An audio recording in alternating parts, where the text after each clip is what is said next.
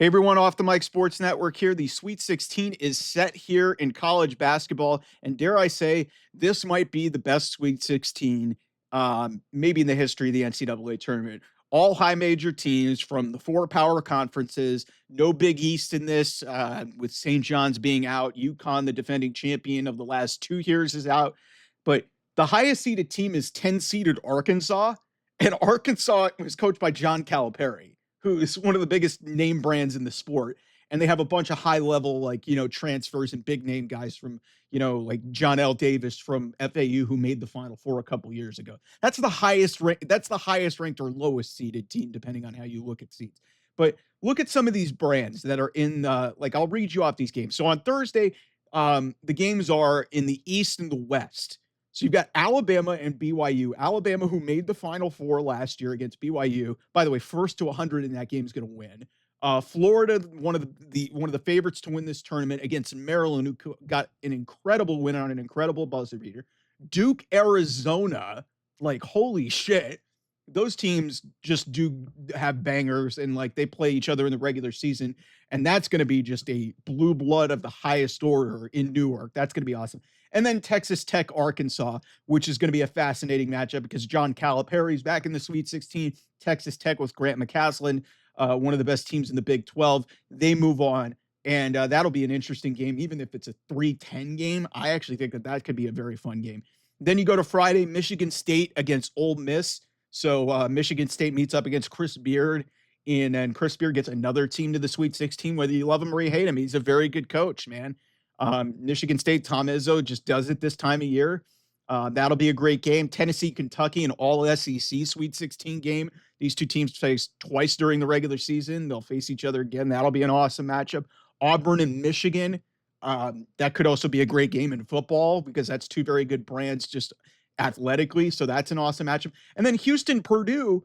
Houston, one of the favorites to win this tournament, faces Purdue in Indianapolis, which is not that far from West Lafayette, where the campus is. So holy mackerel. And Purdue was in the Final Four last year. Granted, with Zach Edey's in the NBA now, but Braden Smith is still there. Fletcher Lawyer is still there. So holy mackerel. What a Sweet 16. Even with a 10 seed, there is a double-digit seed in this. Arkansas is not playing like a double-digit seed. They are playing like a high-level team in this tournament. This is the best Sweet 16 in my mind, maybe in the history of this tournament, because you've got coaches, you've got brands, you've got power conference, you've got high-level transfers moving up a level. Yes, I understand that people are going to be mad. Oh, we don't have a Cinderella. I guess you could count Arkansas being a 10 seed as a Cinderella. I mean, they're one of 7 teams from their conference in this. So, I mean, I guess, but still, there's brands, there's drama. Like, there's going to be some high-level basketball. Like that early window that I mentioned, that early window on Thursday with Alabama, BYU, and Florida, Maryland. Holy crap. Those are Final Four level games. Duke, Arizona is a Final Four level game. Tennessee, Kentucky could easily happen in the Final Four. Michigan, Auburn, and Houston, Purdue. Like, there are Final Four level games in the Sweet 16 this year.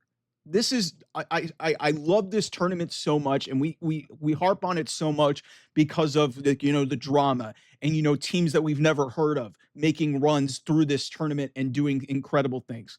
This year, above all else, yes, we haven't had very much drama, a lot of blowouts, a lot of higher seeded teams advancing, very limited upsets. Like I said, only one double digit seed and only 3 seeds outside of the top 4. I think it's you had Michigan at 5, you have Ole Miss as a 6, and then obviously Arkansas as a 10. Outside of that, everybody else is a top 4 seed remaining in this field. So they're blue bloods, they're power level conferences. These are big time programs that are all invested in basketball, and they've gotten a lot of transfers. And maybe this is the way the sport's going to be in college basketball moving forward. But you know what? If that means we're going to get higher level games like the schedule that I read off for you with the 8 matchups that we're going to get in the Sweet 16, and several of those could easily be Final Four level matchups. Like it is an outstanding field to determine who is going to be the next national champion in college basketball because we did get some drama, a couple of close games, including the Derek Queen finish with Maryland, which a lot of people are still mad that Derek Queen traveled. Like, guys, get over it. It was a great moment. We finally got a buzzer beater. Everybody was bored. So now they're immediately trying to dissect the play to death. But yeah, it's just like this is going to be a fantastic Sweet 16, and dare I say, I think it's the best set group of teams that I think I've ever seen in the history of this tournament in terms of like what they bring to the table, like great coaching, great high level players, great matchups. Tennessee, Kentucky, an SEC matchup. You've got Duke, Arizona. Those teams face each other in the tournament. They face each other in the regular season. It's incredible.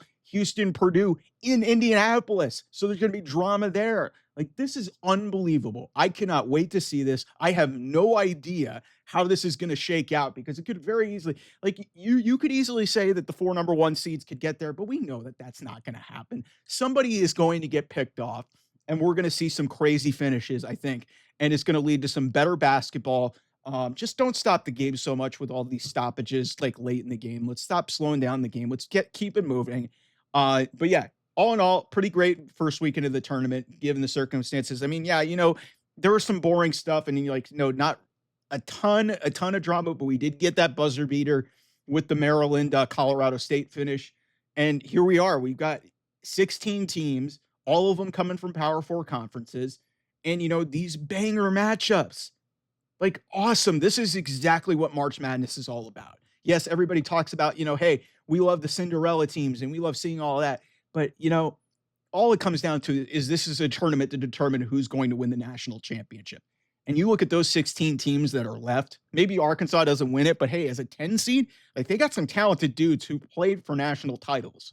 Like, they're played in Final Fours. Like, they've got dudes who have been late in the tournament. Like, there are people littered all over this group with players and coaches that know how to win this time of year. I can't wait to see this get sorted out. So anyway, I'll see you guys soon. Thanks for watching. Bye-bye.